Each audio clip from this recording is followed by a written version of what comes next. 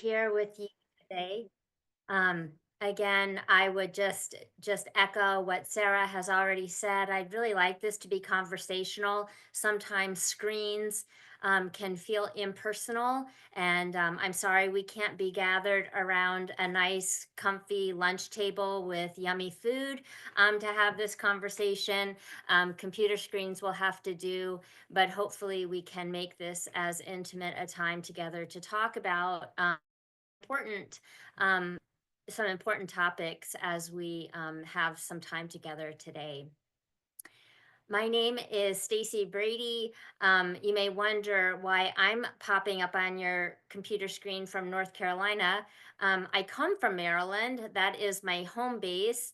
At least it was for a very long time until I moved to North Carolina last April. I have 27 years of experience as an ordained Lutheran pastor and 10 years of experience in senior care industry. I have 3 years of experience as a as a trauma and resilience life coach and additional training with an ICF certified organization. So this is really my passion. Um, I've been doing this for a long time in one way or another, caring for caregivers, being a caregiver myself. And then last July, after we moved to North Carolina, and I found myself wondering, what was next for me in my career. I birthed my own company. I birthed my own business, and it's called Abundant Life Project. Um, and that is truly the mission of Abundant Life Project is to care for weary caregivers through through resilience, coaching, training, and speaking toward restorative, compassionate care. So, in short, that's really the mission of Abundant Life is to care for weary caregivers. I define a caregiver as anyone who walks through the world sensitive to the needs of others. So, in a way, um, most people are caregivers. That's pretty broad reaching. Um, but you know that you are a caregiver because of your profession. So you're a caregiver in your personal life, and you could probably list out all of the ways that you're a caregiver as either a family member or a friend or a churchgoer or a community partner. And then you come to work and you're a caregiver additionally. So I wonder if for you, this topic of compassion, fatigue, burnout, trauma, and trauma informed care isn't particularly of interest because of all the ways that you are a caregiver. And I wonder if the weight of that isn't, you aren't feeling that a little heavier. It wouldn't surprise me if you are. Um, but enough about the stripes on my sleeve and why I'm here. That doesn't really matter when we're feeling the compassion fatigue and burnout from being caregivers. I have been there. Um, I've been there more than once, at the bottom of the pit, feeling like I can't get out, I can't climb out. I wonder for each of you who are around the computer screen today, if you could just raise your hand in the chat or raise your hand on your screen if you have ever, either you or someone you know has ever murmured those words, compassion fatigue, burnout, Google searched symptoms of compassion fatigue, just for kicks, for someone else, of course. But, how many? Yeah, I mean, right. We've, we've been there. Um, you've been like, oh my gosh, I'm so burned out. Why didn't that vacation work for me? I took a week off and I still, it's Monday and that weekend wasn't refreshing enough. Um, why isn't a good night of sleep doing the trick anymore? Um, we can't seem to get recharged. We talk about self-care, but it's not doing the trick. So we're going to talk a little bit about that today. We have a lot to cover. Um, I would invite you to not only think about yourself, but think about your team. I'm sure that many of you are leaders in your organization. I'm just going to throw out a statistic as we start to unpack some of this a bit. Know that between 57 and 85% of nurses experience moderate to severe compassion fatigue in their careers. That is a staggering statistic. Those people, we people, um, you work with nurses. Maybe you are a nurse. Um, that's a number. Those are numbers to pay attention to. And so that's why we continue to talk about this. And I would imagine, Sarah, that's why you continue to get the responses that you do, that we need to talk about it, because the numbers are so high. This isn't these statistics aren't just coming from ICU nurses or pediatric unit nurses or oncology unit nurses. Recognize that you're you are working in senior care industry where you are around death and decline and trauma every single day. So that you're never escaping it. And I think sometimes we don't recognize the impact of being around people who, one day they were walking and the next day they were using a mobility device and the next day they were in a wheelchair and the next day they couldn't get out of bed, and the impact that that has on us. We're going to talk about that today. Stacy, Danita puts in the chat, I find even when I'm out of the office, I can't turn off. The information gathering is almost compulsive. Like it's just, there's just so much information, just the burnout of that, that it's just hard to turn off. Like it's always just in our head. I think Yes. that's an excellent point. Yeah, absolutely. We're absolutely engulfed with it. And I think, it's interesting. We're going to talk about that a little bit, Danita.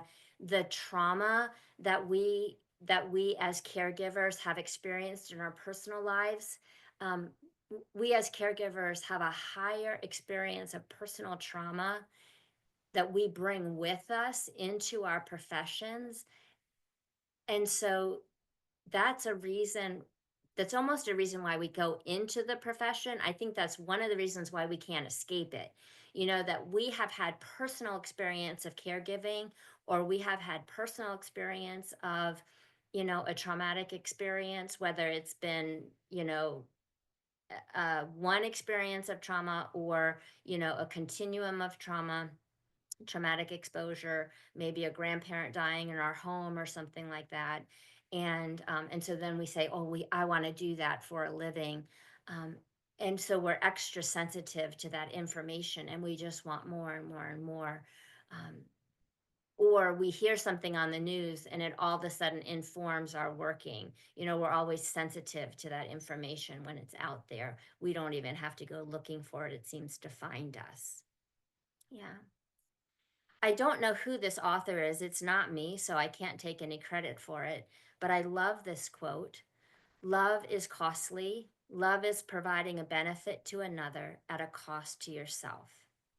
And I would, for our consideration today, I would replace the word love with caregiving. Caregiving is costly. Caregiving is providing a benefit to another at a cost to yourself. You might consider that as you think about what you do each and every day in your place of business, or your place of work, your place of ministry, really, if you think about it as a call.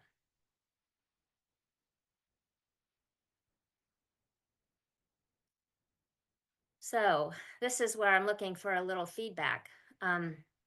Before we talk about formal definitions of compassion fatigue and burnout, what are your definitions? What do you know about compassion fatigue and burnout? You can just unmute if you'd like, and we can chime in. What does it feel like? You don't even have to have a definition. What does it feel like?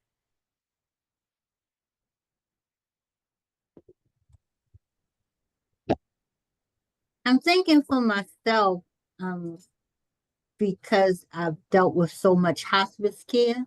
Mm-hmm. It's just and I've become hypersensitive to anything. It's almost like being on a high alert empath, like Mm-hmm. picking up on any emotion in a room. Like Mm-hmm. I don't know. It's almost like I can relate it to one of those comic books where you feel all the energy so everybody else can deal. And then Yes. you kind of like find yourself in the corner crying alone because there's just nothing left. Like Right. the cup is Right. empty at that point. And There's I nothing think left. sometimes we get there trying to uh, uh, keep some sense of normalcy for everyone else because you in your mind when you get into this kind of work or even in your personal life as you are the caregiver as I was for all the elders in my family, you go, I can deal, but I know this one can't deal with this kind of stress or he doesn't know how to process, but I do. Mm-hmm. And you really don't have anywhere else to put it. Mm-hmm. Mm-hmm. So you end up taking it all on. And then when it's over, you carry it. And then Hmm. when it's over, you feel completely depleted. Yeah, Yeah. for sure. Yeah, absolutely. Okay. I Thank was you. gonna share Thank it's you, Linda. exhausting. Very much. Exhausted. There's Exhausted. there's it's your tank is so low that I'm not sure how much time it would take to replenish, Mm, especially when it's coming from work and home, like you said. Because even then when you're going, you totally appreciate a vacation, knowing that knowing that there's going to be stuff waiting for you I was and gonna it's say, not knowing that you're shared. coming right back into it. Right. So that's where I'm at. Okay. Okay. Yeah. You're not as passionate as you once were when you first started. Well, you become less empathetic, and you can't find that fire in your belly anymore. Yeah. Yeah. You kind of become detached from your work. Absolutely. Let's thank you. So some formal definitions. Compassion fatigue formally is a state of emotional, physical, and spiritual exhaustion experienced by caregivers due to constant exposure of suffering. So, like you're saying, it can be at work or it can be at work and at home. Um, it can also be come from vicarious or secondary trauma, referencing the way other people's trauma can become their own. So it can be not only our own suffering, but it can come from other people's suffering as well. Caregivers experiencing compassion fatigue may show, as you were saying, Sarah, reduced empathy and feel a sense of helplessness in their roles. It's like, I can't do this anymore. What's my purpose here? We lose our sense of purpose. There are all kinds of signs and symptoms: emotional withdrawal, physical exhaustion, and a decline in mental health. Lots of negative emotions show up: anger, annoyance, irritability, intolerance, resentfulness. Those are a little more, we're going to see those pop up again when we talk about burnout. But mood swings can be triggered by compassion fatigue, like tearfulness, irrational fears, anxiety, and even suicidal tendencies. So I'm going to ask you or just point out that um, some of those characteristics can be also under the category of depression. So if you seek help for compassion fatigue or burnout, which I always encourage people to do, if you seek professional help, it's really important to give a full picture of what you do for a living or what your personal situation is so that somebody can make a proper diagnosis. It's not that, because so many of the symptoms overlap. And so it's really important that somebody who's trying to help you have a clear understanding of what your daily living looks like and what your professional life looks like.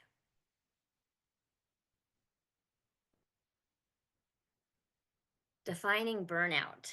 Burnout is not only a step beyond compassion fatigue, but as we talk about in a few slides coming up, burnout is also distinguished from compassion fatigue because burnout has to do with your environment when your environment is not supportive. So whereas compassion fatigue happens to us personally, burnout is something that does happen to us personally, but it's because our environment is not supportive. So this is something that we really need to keep in mind when we think about our workplaces, and when we think about supporting our team members. Burnout manifests as emotional exhaustion, leading to feelings of helplessness and a lack of motivation. Burnout is that sense of just complete overwhelm.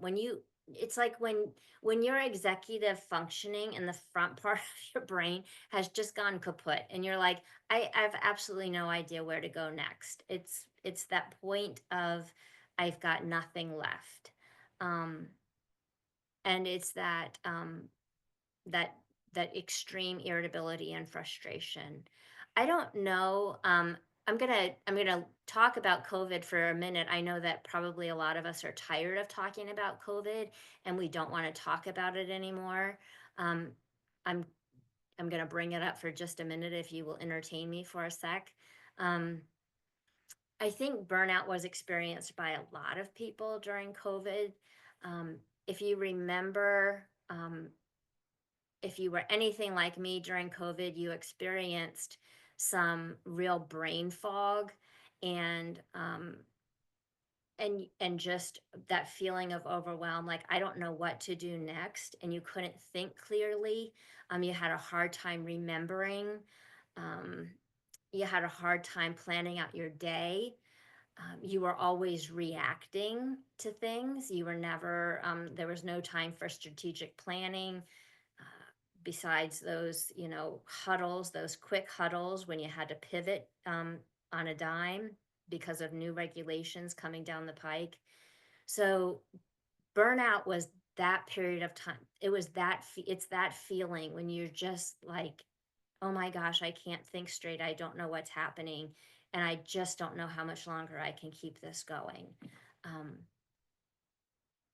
That's how we distinguish burnout from compassion fatigue.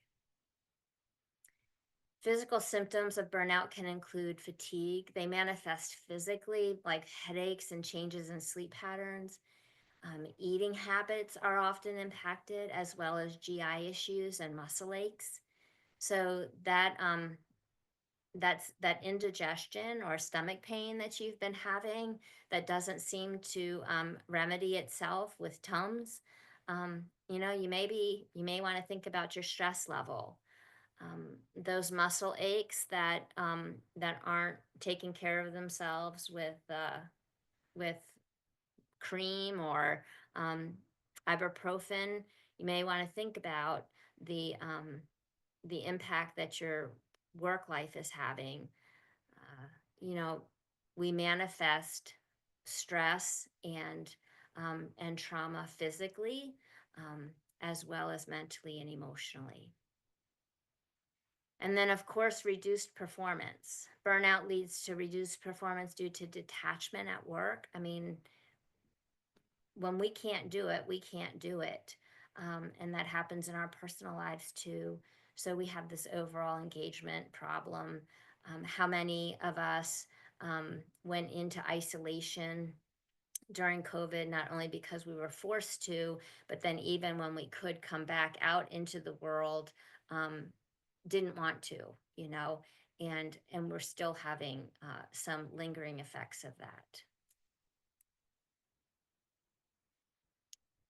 So here are some differences and similarities between compassion fatigue and burnout, because I think often we use those terms interchangeably when really they're quite different. Emotional exhaustion. This is one of the similarities, in fact. Compassion fatigue and burnout involve a sense of emotional exhaustion.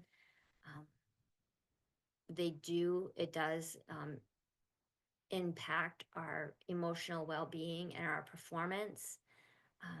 We know this, we can feel this. I've heard you just in your few responses that this is how you define compassion fatigue, is how it feels. It's your emotions, that's how it impacts you first. So we know this. Causes and triggers. Compassion fatigue is usually caused by exposure to traumatic events or exposure to someone else's trauma. Burnouts caused by chronic stress and overwhelming workloads. So I would invite you to think about that, particularly as leaders in your workplace, because when we're talking about helping or supporting team members, compassion fatigue is managed by supporting people who are supporting nurses or frontline team members who are constantly exposed to residents who are in chronic decline. So if people are experiencing symptoms of compassion fatigue, then we know that we have to support them in a way different than burnout. Burnout's caused by chronic stress and overwhelming workload. So how can we support and strategically help people and share the workload versus how can we give someone support if they are experiencing compassion fatigue? Those are two separate interactions. Manifestations of compassion fatigue can include reduced empathy, whereas burnout may lead to decreased productivity. We know that compassion fatigue manifests itself much more emotionally. Burnout is when people are checking out. It's like they have reached their limit. Recognizing the differences between the two is essential for implementing the most effective intervention strategies. So those are things that we have to, as I said, think about as leaders in our places of work. Common misconceptions. Because compassion fatigue is distinct from burnout, impacting emotional and psychological well-being, it impacts them differently. Compassion fatigue, we know, leaves us exhausted, and burnout leaves us unmotivated and unwilling. Myths about burnout. Many assume that burnout only affects caregivers, but it can impact anyone in high stress situations. Burnout happens throughout the community, not only to frontline team members. We're all exposed to trauma, death, and decline. So we know that burnout happens from the CEO to the person who's painting the walls. There is trauma, death, and decline throughout the community.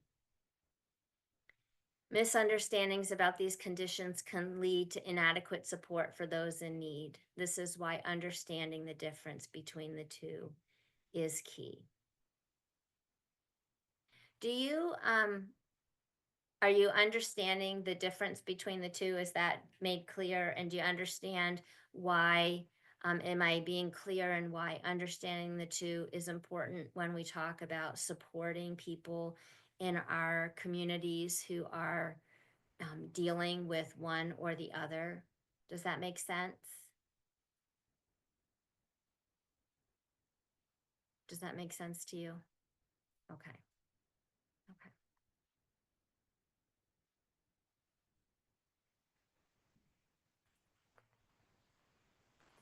I think a lot of people view compassion fatigue and burnout as a stress response. And it really oversimplifies these complex issues. We're talking about a response to trauma, and that triggers a real complex response in our brain. So we know that when people have a response to trauma, not only are their neural pathways affected in their brain, but their hormones and their brain chemistry are affected. So that, again, when we're talking about their prefrontal cortex and their executive functioning, people truly can't think straight. So I'd invite you to think of a situation when you were particularly affected, whether it was a resident who you were really close to or someone you were caring for that you were really close to who died. Maybe it was a stressful event in your community that you had to respond to in an instant that caught you by surprise. But what is something that caught you off guard that triggered a stressful event um, in your life? So grab one of those in your brain real quick and then remember how it felt.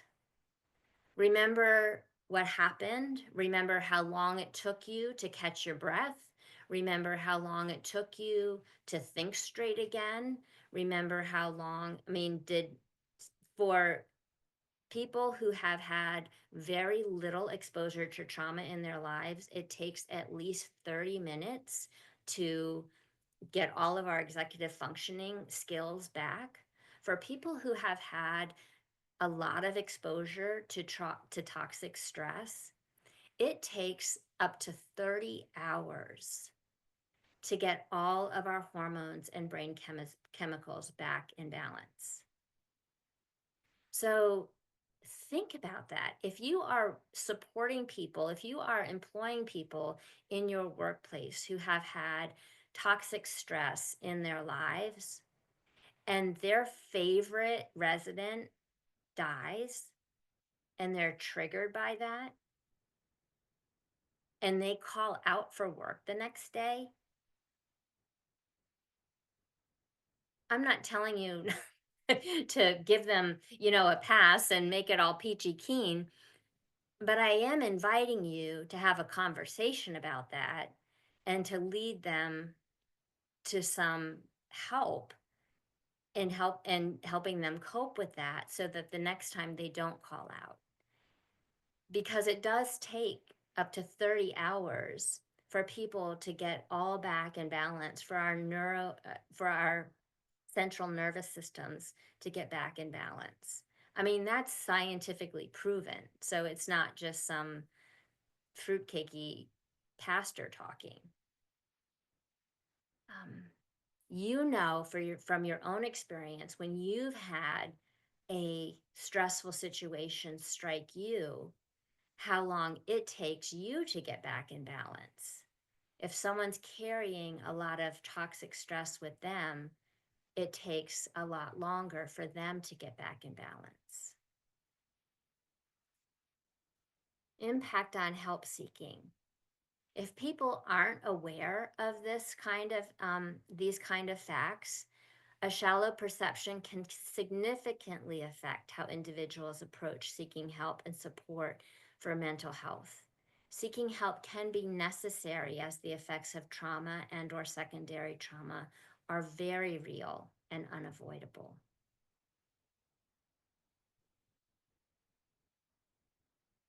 Misperceptions lead to stigmatization, making individuals less likely to seek help for their struggles.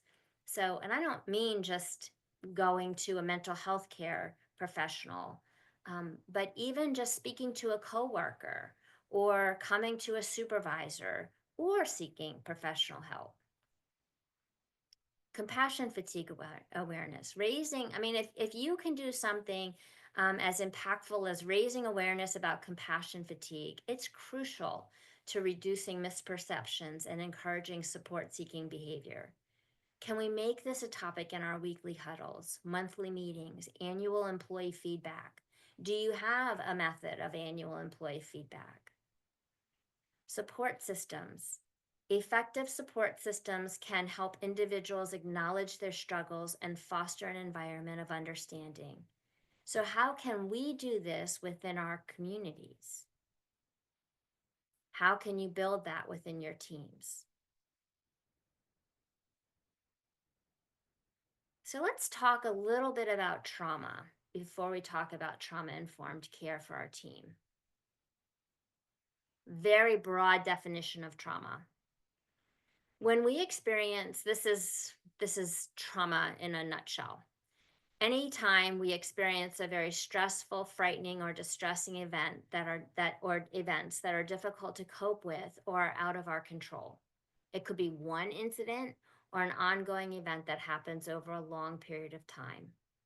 Most of us will experience an event in our lives that could be considered traumatic.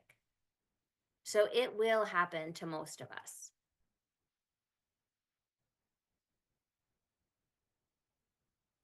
So trauma from a single event. We can think of examples of this, like if you were in a car accident, or if someone, if you were a victim of abuse, or a single abuse, or you witnessed a traumatic, a violent crime or something. Single event trauma arises in response to specific traumatic events, either observed or experienced, impacting mental well-being and emotional health. And I'm going to stop right here and just make a disclaimer.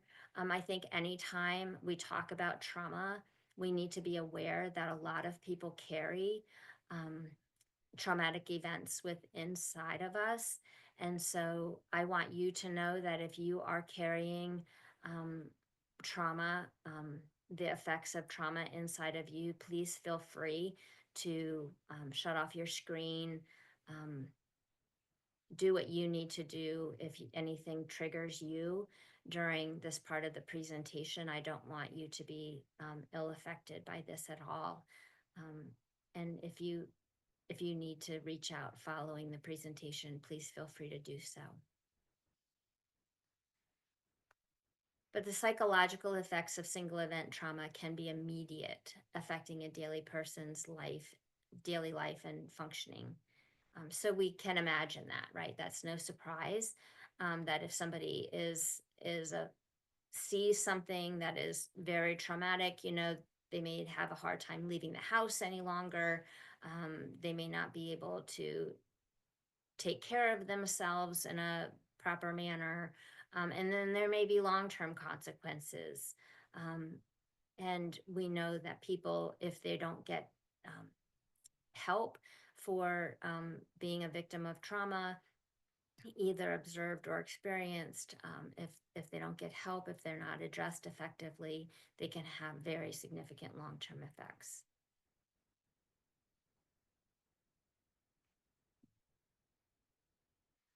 Trauma can build up over time. That's called cumulative trauma. Cumulative trauma refers to the accumulation of multiple traumatic events experienced or observed over time, impacting mental health. Well, that's no surprise. I mean, that sounds kind of obvious, but we can think of examples of that too. If somebody was a victim of child abuse, cumulative trauma could also be if I know somebody in the group talked about caring for family members who were dying. That's cumulative trauma. It builds up over an extended period of time. We you who are working in senior care may be feeling the effects of cumulative trauma. Somebody else talked about not being able to escape the news. You know, it's always there. It's that buildup of cumulative trauma. You live it, you work it, you hear it, you eat it, you drink it, you sleep it. It is your whole life. And you can't get away from it. That's cumulative trauma. Psychological responses of that.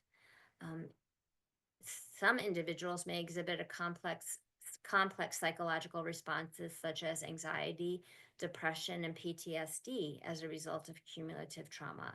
It's important for individuals who fall into this category to learn their triggers as a method of self-care. So we talk about triggers a lot.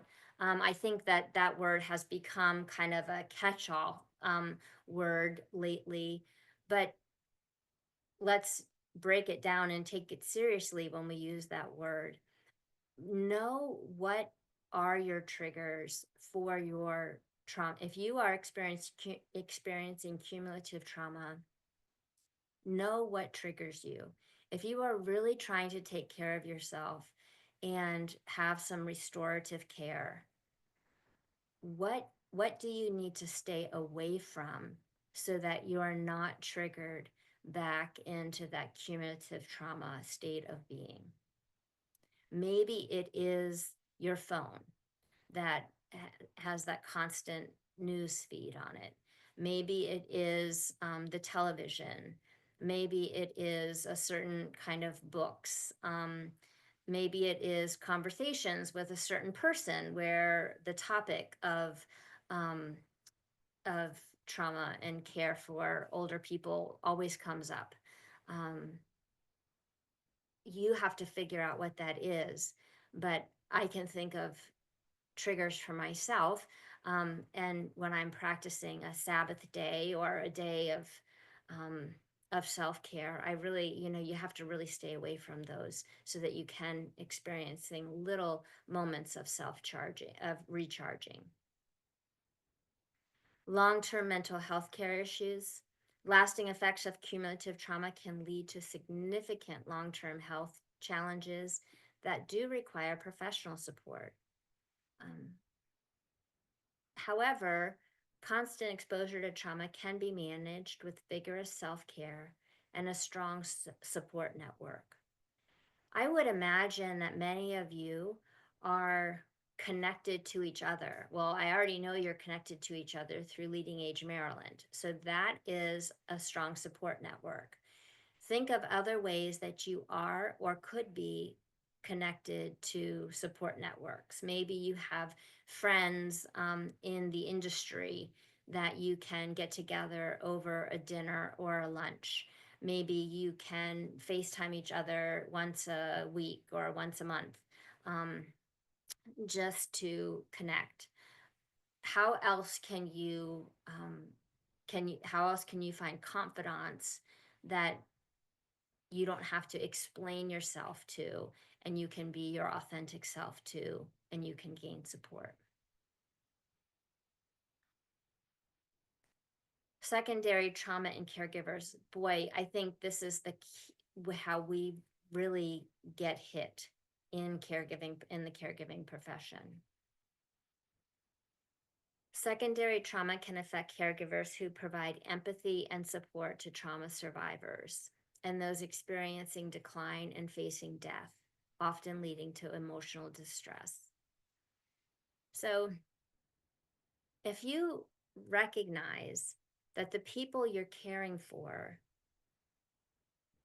are facing their mortality every single day, and as you care for them, you are observing that and absorbing that. That's a lot for you to take on. And it is very difficult for you not to wear that and carry that on your shoulders.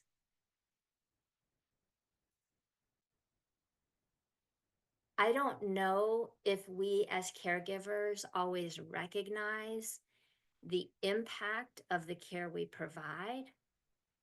And I don't know if we always recognize the trauma that we take on from those for whom we care. And so I would just invite you to have a little self-compassion for all the care that you provide, and all of the trauma that you take from others and take onto yourself. And in doing so, recognize the care that you need. Caregivers experience emotional distress as a result of their supportive roles, highlighting the need for self-care. So caregivers, between 45 and 85%, and I understand that's a wide range. It depends on which role you are playing as a healthcare worker.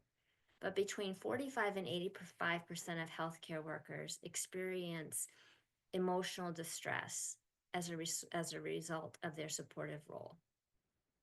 So you're not alone. You're not the alien in the room. Recognizing the risk of secondary trauma is essential in preventing caregiver burnout and promoting well-being. So if you're tired of turnover, if you're tired of your nurses leaving the profession for another job, or your DONs leaving primary caregiving for a desk job, maybe we can take this stuff a little seriously. But it's real. This is real. Impacts on caregivers. Caregivers experiencing secondary trauma often face emotional exhaustion, which can significantly affect their well-being and performance. We know that this comes with decreased job satisfaction, impacting their motivation and effectiveness. It leads to job turnover and empty shifts, people calling out. It leads to relationship difficulties. So it doesn't always just manifest itself in the workplace. It carries over into personal relationships due to the emotional toll of their caregiving role in secondary trauma. So this detachment and sense of hopelessness carries over into personal lives as well. Signs and symptoms. Secondary trauma is crucial for caregivers to maintain their well-being and effectiveness in providing care. Symptoms are very similar to compassion fatigue because they're assuming the trauma of those in their care. So common symptoms include anxiety, irritability, depression, addiction, isolation, and feeling overwhelmed. The presence of secondary trauma symptoms can significantly affect a caregiver's ability to provide effective support and care.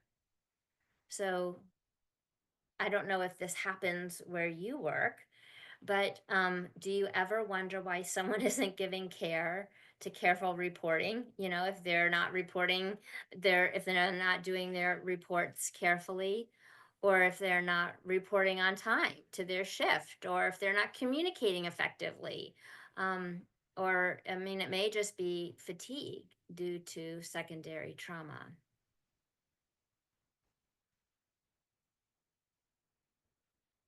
Coping strategies. Implementing coping strategies is essential for caregivers to mitigate the effects of secondary trauma and maintain their well-being. Coping strategies include self-regulation. By that, I mean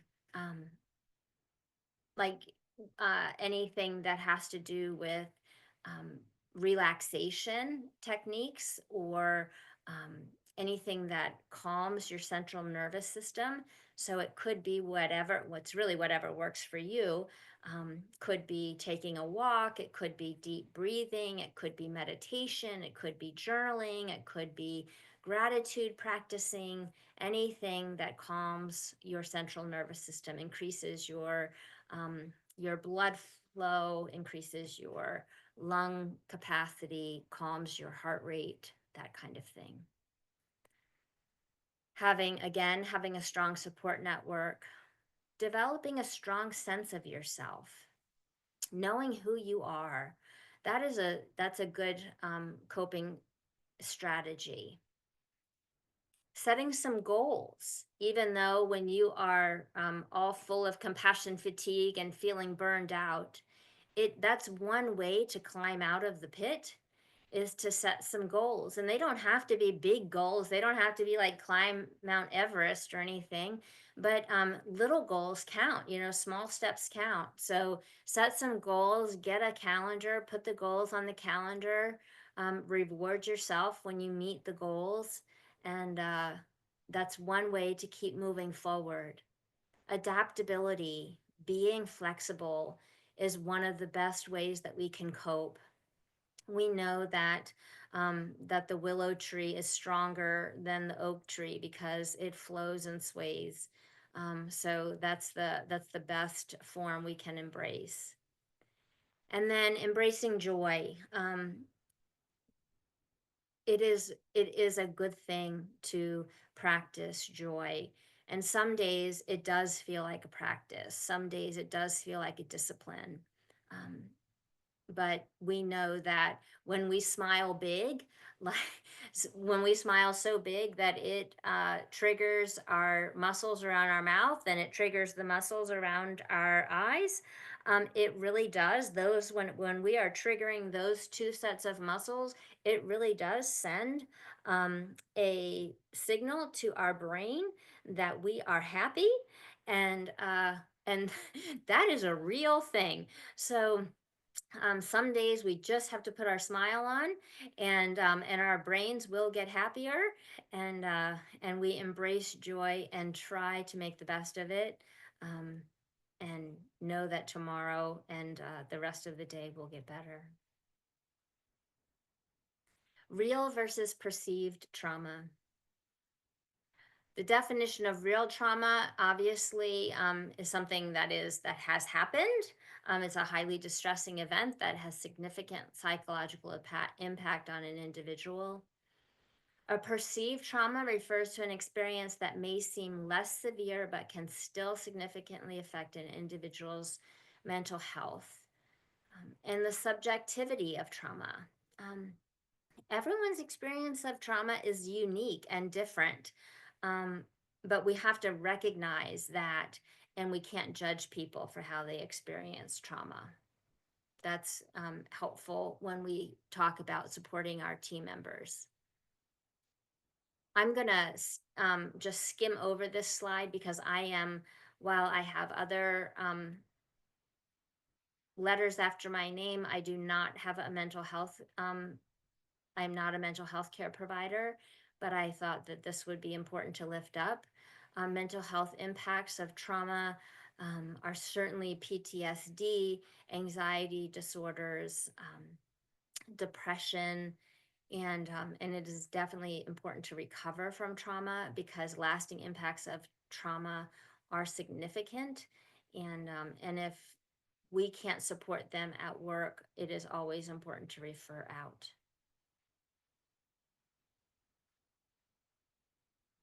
Trauma effects are very similar to compassion fatigue and burnout effects, physically, emotionally. And again, there is a need for support. I'm going to skip over this slide just for the sake of time, so we can allow for some questions at the end. So let's talk for a minute. This is sort of for fun. What does trauma-informed care require? So if we think about trauma-informed care for the care receiver, for those people in our communities that we are providing care for, what does trauma-informed care require? It requires that we know their past.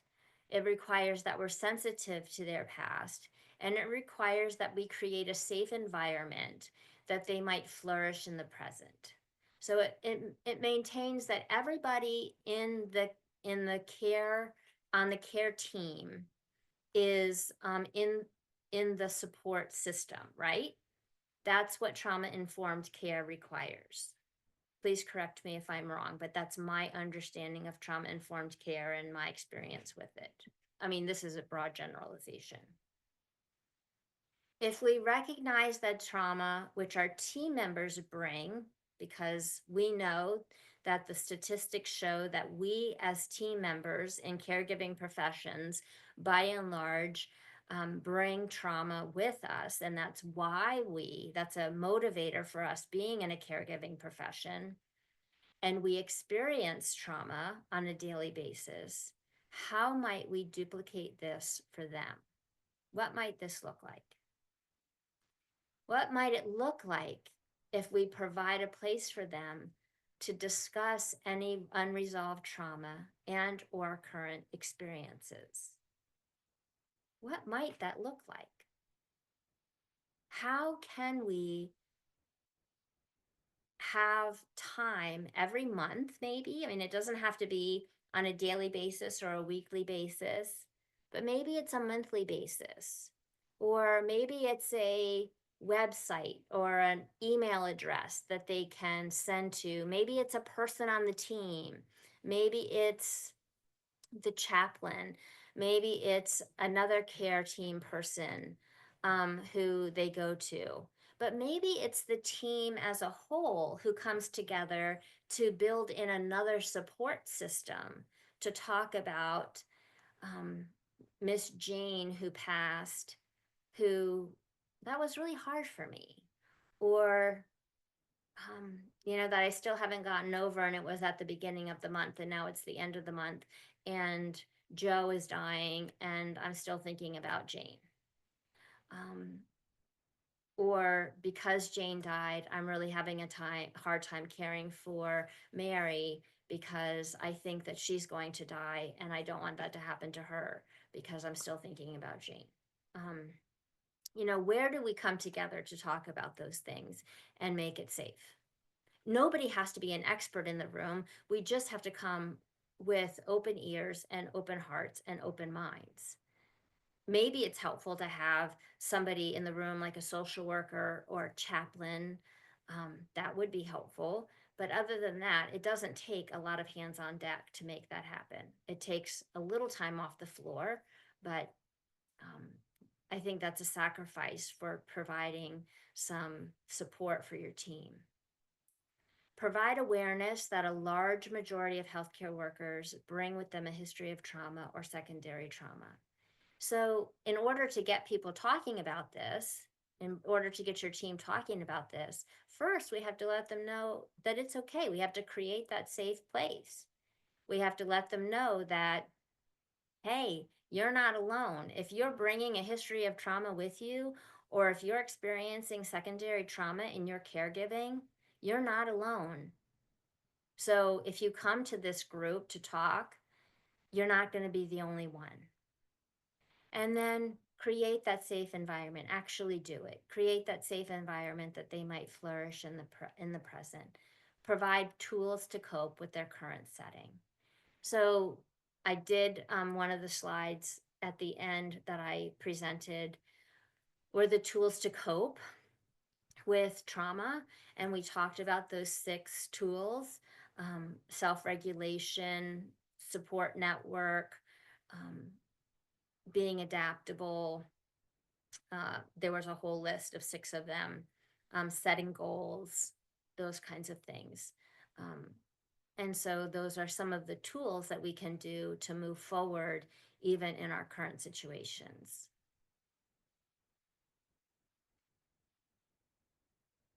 So anyway, in our last 2 minutes, sorry, I talked a little too long, but there was a lot of information to get through. Are there any questions?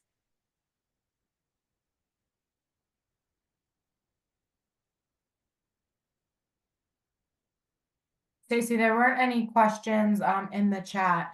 I just had one question. I think sometimes it is easy for us to recognize maybe the burnout in someone else. We can look at somebody and say, wow, they're really acting out of character. I think they may be burnt out. Can you give us some techniques, just how to approach that individual, of course, very gently with, hey, I think you're burnt out, and here are some suggestions I have. So any thoughts on that when we see burnout in someone else? Yeah, absolutely. I think we can always, the best thing to do, well, first of all, I'll start with the worst thing to do.